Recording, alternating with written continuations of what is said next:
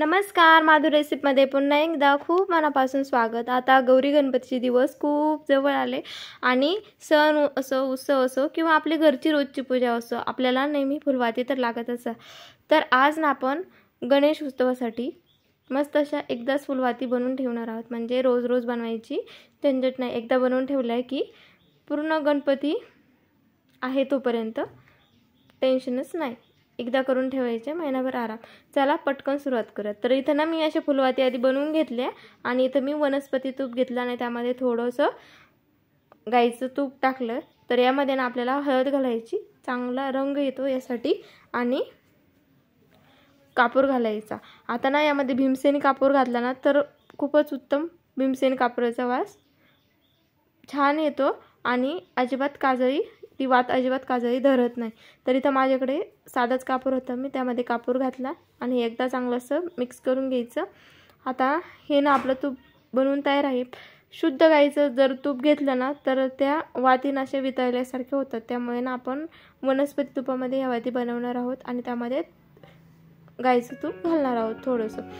तर इथं ना आपल्याकडे मोल्ड नाही, तर बिना मोल्डशिवाय आपण काय करायचं, फ्रीजमध्ये जे हे ट्रे मिळतात ना बर्फाचे, तर हेच मी ते ट्रे घेतलं आणि त्यामध्ये ना आपल्याला अशा फुलवाती ठेवून घ्यायच्या। इथं मी आता सगळ्या अशा फुलवाती ठेवून घेतल्या। आता इथं सगळ्या फुलवाती ठेवून झाल्या। आता यामध्ये फक्त 12 फुलवाती बसत्या, तर मी तर काय केलं आणि लगेच यामध्ये ना आपण तूप टाकून घ्यायचं,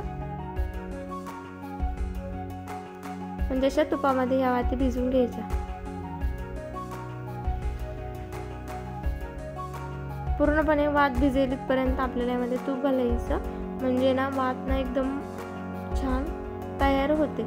आणि कापसाची वात बनवताना पण एकदम अशी चांगली अशी पिळून वात बनवायची, म्हणजे ती वात बराच वेळ चांगली जळते।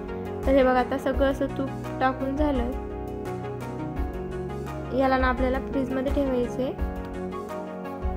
फ्रीजमध्ये ठेवल्याच्या नंतर 5 ते 10 मिनिटांमध्ये सेवाती लगेच तयार होतात। आता ना इथं मी काही औषधाचे टोपण घेतले किंवा असे काही